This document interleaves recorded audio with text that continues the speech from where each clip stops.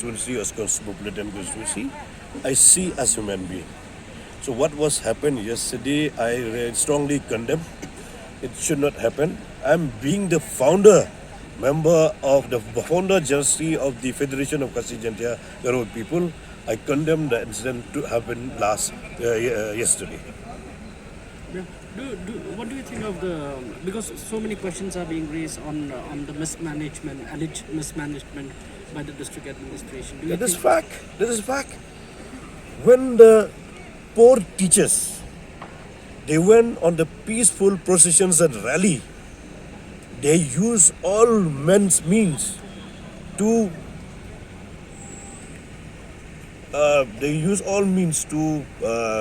Stop them. stop them.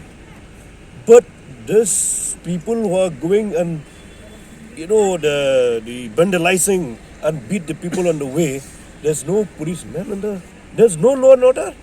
How we are running the government without any law and order to protect the law, to protect the law. So, what would you like to tell the government, sir? Or will you take it up with the CM? So, see, government, the administrations and the police, they should take action against those who are taking the law in their hands. They should not be spared. Anybody who has been doing this. I also strongly condemn the incident happened yesterday.